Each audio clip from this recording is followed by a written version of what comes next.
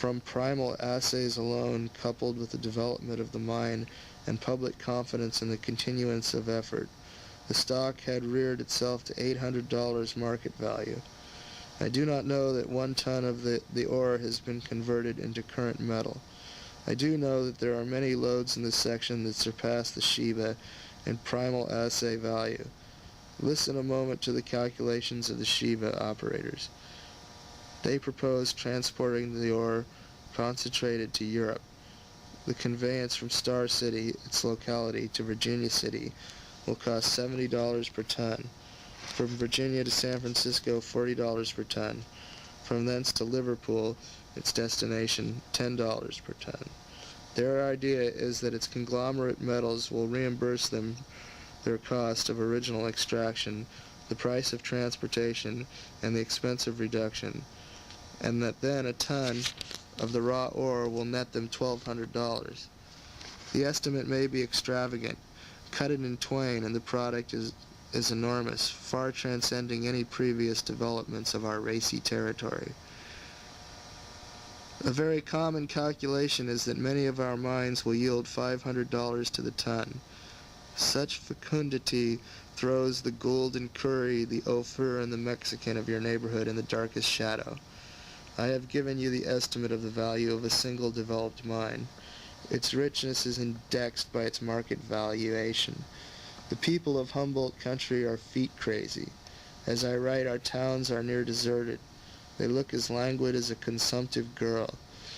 What has become of our sinewy and athletic fellow citizens? They are coursing through ravines and over mountain tops. Their tracks are visible in every direction. Occasionally a horseman will dash among us. His steed betrays hard usage. He alights before his adobe dwelling, hastily exchanges courtesies with his townsmen, hurries to an assay office, and from thence to the district recorder's. In the morning, having renewed his provisional supplies, he is off again on his wild and unbeaten route. Why, the fellow numbers already his feet by the thousands. He is the horse leech. He has the carving stomach of the shark or anaconda. He would conquer metallic worlds. This was enough. The instant we had finished reading the above article, 4 of us decided to go to Humboldt. We commenced getting ready at once, and we also commenced upbraiding ourselves for not deciding sooner, for we were in terror lest all the rich mines would be found and secured before we got there, and we might have to put up with ledges that would not yield more than $200 or $300 a ton, maybe. An hour before, I would have felt opulent if I had owned 10 feet in a Gold Hill mine, where ore produced $25 to the ton. Now I was already annoyed at the prospect of having to put up with mines, the poorest of which would be a marvel in Gold Hill. Chapter 27. Our manner of going, incidents of the trip, a warm, but too familiar, a bedfellow. Mr. Ballou objects. Sunshine amid clouds. Safely arrived. Hurry was the word. We wasted no time. Our party consisted of 4 persons. A blacksmith, 60 years of age, 2 young lawyers, and myself. We bought a wagon and 2 miserable old horses. We put 1,800 pounds of provisions and mining tools in the wagon and drove out of Carson on a chilly December afternoon. The horses were so weak and old that we soon found that it would be better if 1 or 2 of us got out and walked. It was an improvement. Next we found that it would be better if a 3rd man got out. That was an improvement also. It was at this time that I volunteered to drive, although I had never driven a harnessed horse before, and many a man in such a position would have felt fairly excused from such a responsibility. But in a little while it was found that it would be a fine thing if the driver got out and walked also. It was at this time that I resigned the position of driver, and never resumed it again.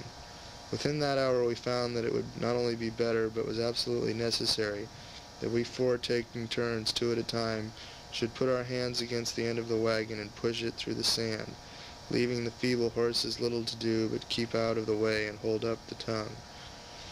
Perhaps it is well for one to know his fate at first and get reconciled to it. We had learned ours in one afternoon. It was plain that we had to walk through the sand and shove that wagon and those horses 200 miles. So he accepted the situation, and from that time forth we never rode. More than that, we stood regular and nearly constant watches, pushing up behind. We made 7 miles and camped in the desert. Young Claggett, now member of Congress from Montana, unharnessed and fed and watered the horses. Oliphant and I cut sagebrush, built a fire, and brought water to cook with. Then old Mr. Ballou, the blacksmith, did the cooking. This division of labor and this appointment was adhered to throughout the journey. We had no tent, and so we slept under our blankets in the open plain. We were so tired that we slept soundly. We were 15 days making the trip, 200 miles, 13 rather, for we lay by a couple of days in one place to let the horses rest. We could really have accomplished the journey in 10 days if we had towed the horses behind the wagon, but we did not think of that until it was too late, and so went on shoving the horses in the wagon too, and we might have saved half the labor.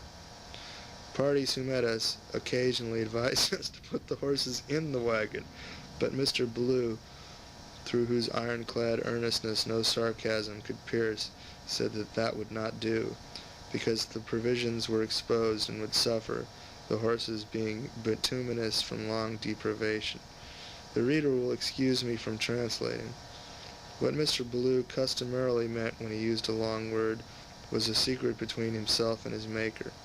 He was one of the best and kindest-hearted men that ever graced a humble sphere of life. He was gentleness and simplicity itself, and unselfishness too. Although he was more than twice as old as the eldest of us, he never gave himself any airs, privileges, or exemptions on that account. He did a young man's share of the work, and did his share of conversation and entertaining from the general standpoint of any age, not from the arrogant, overawing summit height of 60 years. His one striking peculiarity was his Patagonian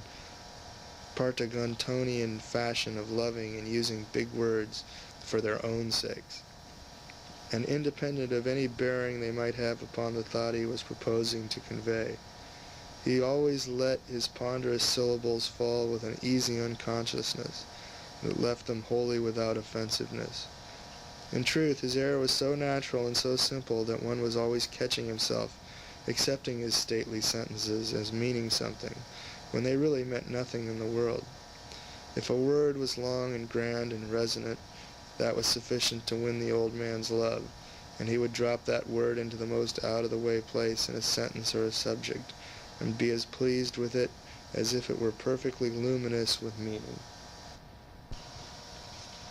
We four always spread our common stock of blankets together on the frozen ground, and slept side by side, and finding that our foolish, long-legged hound pup had a deal of animal heat in him, Oliphant got to admitting him to the bed between himself and Mr. Ballou, hugging the dog's warm back to his breast and finding great comfort in it. But in the night the pup would get stretchy and brace his feet against the old man's back and shove, grunting complacently the while, and now and then being warm and snug, grateful and happy, he would paw the old man's back simply in excess of comfort. And at yet other times he would dream of the chase, and in his sleep tug at the old man's back hair and bark in his ear. The old gentleman complained mildly about these familiarities at last, and when he got through with his statement he said that such a dog as that was not a proper animal to admit to bed with tired men, because he was so meretricious in his movements and so organic in his emotions.